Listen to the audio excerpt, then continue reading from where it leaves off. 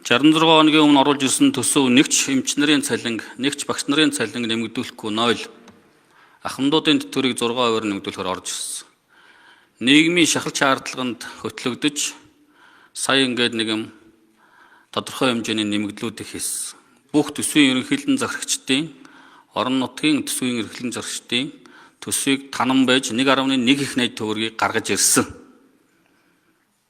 За энэ дээр одоо багш нар маань ажил хайлтаа зогсоосон. Гэтэл та бүхэн энэтэй зэрэгцүүлээд ахиад 1.1 их найд төгрөгийн төсөвт өртөхдөө 363 тэрбум төгрөг 2026 онд санхүүжих дүнтэй 111 төсөл хөтөлбөрийг шилжих болоод шинэ хөтөлбөрүүдийг оруулж ирсэн. Энэ үнэн үү гэвэл үнэн. Өчигдөр та бүхэн орой төсвийн байнгын орон дээр санал хурааж дэмжигдсэн. Энийг хараад хоёр нүд орой дээр гайхаж. Багш эмч нарын цалин нэмэх ямар ч болцоогүй мөнгө байхгүй гэжсэн манай дарга нар яагаад гэнэт ийм их усар гаргаад ирэх болов? Энэ бол цэвэр засгийн газрыг огцруулахгүй асуудал яригдчих үед Ардчлан намын тодорхой хэсэг нөхдүүд эрх баригч нарыг хамгаалж өвөр түрүүнд нь орж улаан хамгаалагч болж гүйснийхээ төлөө 1.1 их найд төгрөгөөр тойрогтой хөрөнгө оруулалтын ажил батлуулж өнөөдөр оруулж ирж байгаа нь энэ. Бид бүхэн Ардчлан намыг буруутгаагүй. Бид бүхэн эрх баригч нам дотроо энэ засгийн газартаа хариуцлага тооцъё. Ажлаа хийж чадахгүй байгаа сайд нар олон байна гэж ингэж ярьж исэн юм аа. Гэтэл сөрөг хүчин маань дийлэнх олонх нь энэ засгийн газрыг доктортой ажилуул гэж хамгаалаад яваад ирснийг бид нар гайхсан. Сөрөг хүчин ингэж ажиллаа хийдэг юм уу? 5 дахь өдөр манай Баасан жаргал гишүүн хэлсэн. Та нар бол эрх ашигын нэгдэл. Сөрөг хүчин ийм байдаг юм уу гэж хэлжсэн үнэн оройрооч орж байгаа. Та нар эрх ашигын нэгдэл.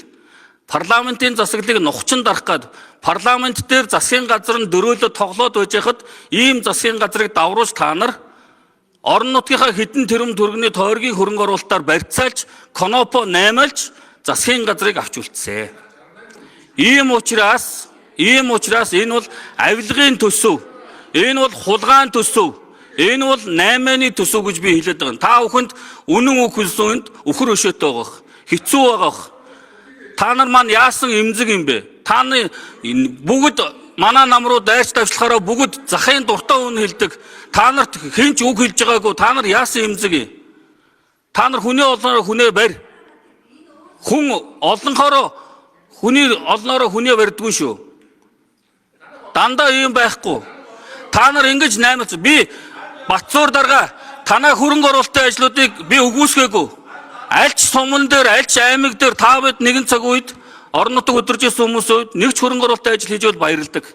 Гэхдээ та бүхэн дүрм журмын хүрээнд биш, наймаалцаж, тохиролцож, хөшигний ард хулгайн төсөв баталж ирж, ингэж оруулж ирж байгаад яагаад өнөөдөр манай намын бүлэг дотроо хэрэлдээд одоо хүртэл бүлэг дотроо шийдвэр гаргахгүй явж байгаа учир нь энэ. Энэ яагаад хуралд орж ирэх байгаа учир нь энэ. Тэрнээс тэр санд суудал чухал биш юм байна. Ийм хулгайн төсөв оруулж ирсэн учраас та нар өнөөдөр пүрэвдөрж дарга 7 хоног дамжуулан энэ суудал дээр суужгаад төсвийн хамгийн гол хэлэлцүүлэг 3 дугаар хэлэлцүүлгийг хийж энэ хулгайн төсөв батлуулаад буухж байгаа санаархал нь энэ. Та нарын энэ нууц хувилдааны чинь бид нар алган дээрээ тавьсан юм шиг харж байна. Энэ та нарын оруулж ирсэн 1.1 их найд төгрөгийн төсөв чинь энэ цаасан дээр байж байна. Тийм учраас би юу гэж хэлэх гэж байгааг тодорхой санал хэлье.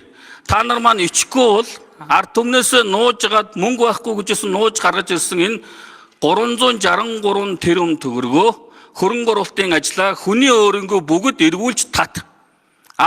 Энэ ахмадуудаас харамлж исэн энэ 8.6% өсөлтийг 15-20% хүрэх төсвийг нэм. Тэр 15% нэмэх гээд байгаа эмч нарын төсвийг 25%-аар нэм. Ингээд бүгдээрээ төсвөө эх 7 хоногт багтаагаад баталчих. Энэ өөр ямар ч арга байхгүй. Тийм учраас та нар маань ичгүй бол энэ хөрөнгө оруулалтын ажлуудаа бүгдээрээ татчихаач. Би та нараас гуйж байна. Энийг ахмадуудаа өгчих, эмч нартаа өгчих. Бүгдээрээ наана болохоор юм яриад бүгдээрээ энд хоньны арьс нөмөрсөн чоннууд сууж байгаа юм. Зураг телевизийн өмнө харахаараа гоё ярьд салин нэмэл гिचээд цаагаараа болохоор ард түмэнд очих мөнгийг өөрсдөө хулгайлж сууж байгаа. Энийг бол. За тэгэхээр ер нь бол би нэг зүйлийг хэлэхэд энд сууж байгаа Ардчлан намын гишүүд бүгдээр бүгдээрээ засгийн газрыг огцруулах ийм одоо коноп дарсан. Энд ч одоо огцруулсан хүн яагаад буруу болчтой юм бэ гэдгийг хэлмээр байна. Хоёрдугаарт нь манай Сандаг Очир дарга Сандаг Очир гишүүн болохдоор засгийн газар дараа хөрөнгө оруулалтаа бүгдийг тавьчаад ороод ирдээ. Өөрөөр хэлбэл Налаах дулааны шинэ их үүсвэр 79 мегаватт эхний ээлжийн ажилгээд 55 тэрбум төгрөгөөр, дээрээс нь Багнуур тойргийн автозам 14.4 км Багнуур хотгээд 43 тэрбум гээд ингээд нийтдээ 100 тэрбум төгрөгийн хөрөнгө оруулалт тавьдсан байгаа. Тэгээд энэ одоо би бол тоо ярьдаг хүн шүү. 9 сарын 1-нд засгийн газар төсөв өргөн барьсан. 9 сарын 1-нд шүү. Өнөөдөр 11 сарын 6. 66 хонжоогт өнөөдөр дөнгөж дагсан хуулийн нэгдүгээр одоо анхны хэлцүүлэг хийж байгаа шүү дээ. Бид өөрсдөө буруутай шүү дээ. Одоо ингээд танин мэдгүй шинжтэй юм ярих. Юуны төсөв гинүү? Ийм хариуцлагагүй байж болохгүй. Хэрвээ